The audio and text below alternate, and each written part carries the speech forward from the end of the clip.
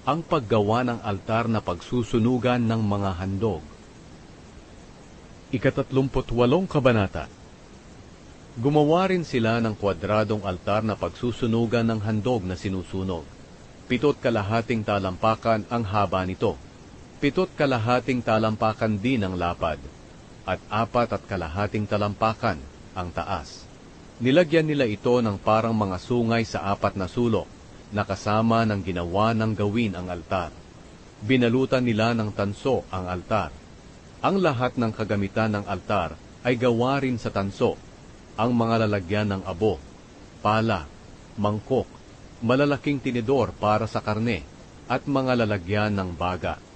Gumawa rin sila ng parilyang tanso para sa altar, at inilagay nila sa ilalim ng altar sa patungan nito sa gitna ng altar. Gumawa rin sila ng 4 na argolyang tanso at ikinabit ito sa 4 na sulok ng parilyang tanso. Ang mga argolyang ito ang pagsusuksukan ng mga tukod na pambuhat sa altar. Ang mga tukod ay gawa sa kahoy ng akasya at binalutan ng tanso. Isinuksok nila ang mga tukod sa argolya sa bawat gilid ng altar para mabuhat ito. Tabla ang ginawa nilang altar at bakante ang loob. Ang paggawa ng plangganang hugasan. Pagkatapos, gumawa sila ng tansong planggana. Ang patungan nito ay tanso rin. Ang mga tansong ginamit dito ay galing sa tanso na salamin ng mga babaeng naglilingkod sa pintuan ng toldang tipanan. Ang paggawa sa bakuran ng toldang tipanan. Nilagyan nila ng bakuran ang toldang tipanan at pinalibutan nila ito ng mga kurtina na pinong telang linen. Ang haba ng kurtina sa bandang timog ay 150 talampakan. Ikinabit nila ang kurtina sa 20 haliging tanso na nakasuksok din sa 20 pundasyong tanso. Ang kinabitan ng kurtina ay ang mga kawit na pilak na nakakabit sa mga baras na pilak sa mga haligi.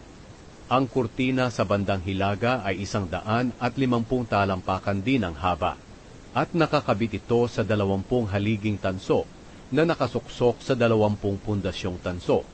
Ang pinagkakabitan ng kurtina ay ang mga kawit na pilak na nakakabit sa mga baras na pilak sa mga haligi. Ang kurtina sa bandang kanluran ay 75 talampakan ng haba, at nakakabit ito sa 10 haligi na nakasuksok naman sa 10 pundasyon. Ang pinagkakabitan ng kurtina ay ang mga kawit na pilak na nakakabit sa mga baras na pilak sa mga haligi. Ang kurtina sa bandang silangan ay 75 talampakan ng haba. Ang pintuan ng bakuran ay nasa silangan, at may mga kurtina ito sa gilid.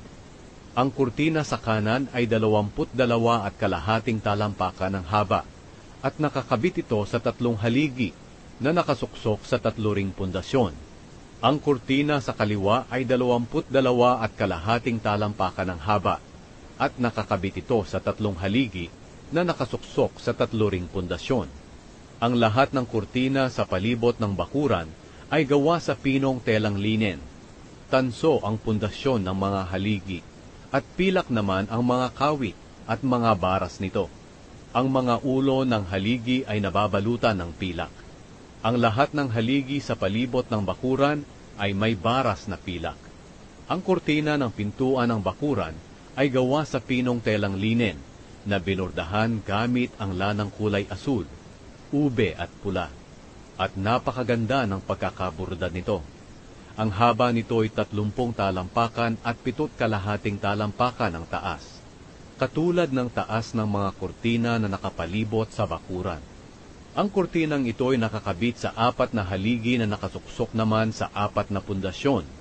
Nababalutan ng pilak ang mga kawit at mga baras ng mga haligi at ang mga ulo nito.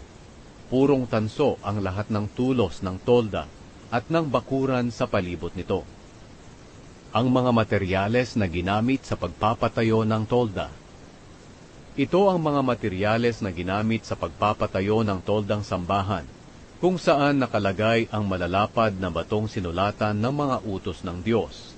Inilista ng mga Levita ang mga materyales na ito ayon sa utos ni Moises. Ang gawaing ito ay pinamahalaan ni Itamar na anak ni Aaron na pari. Ang namamahala sa pagpapatayo ng tolda ay si Bezalel na anak ni Uri at apo ni Hur na mula sa lahi ni Huda. Ginawa niya ang lahat ng iniutos ng Panginoon kay Moises.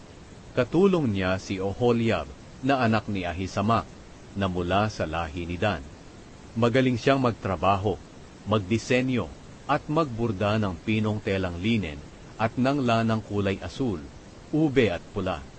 Ang kabuuang timbang ng gintong inihandog para gamitin sa paggawa ng tolda ay 1,000 kilo ayon sa timbangang ginagamit ng mga pari.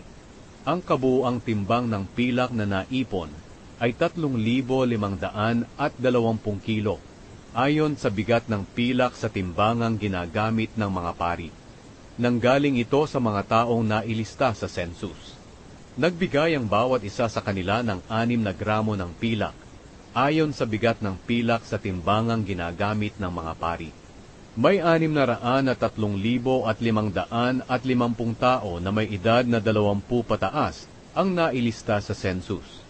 Ang 3,500 kilo ng pilak ay ginamit sa paggawa ng 100 pundasyon ng tolda at ng mga kortina, 35 kilo bawat pundasyon.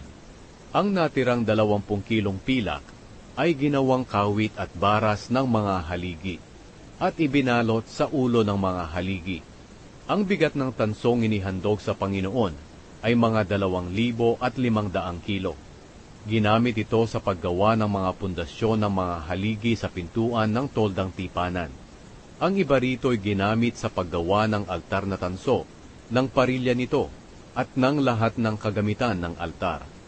Ginamit din ang mga tanso sa paggawa ng mga pundasyon ng mga haligi sa palibot ng bakuran at ng pintuan nito, at sa paggawa ng lahat ng tulos ng tolda at ng mga kurtina sa palibot nito.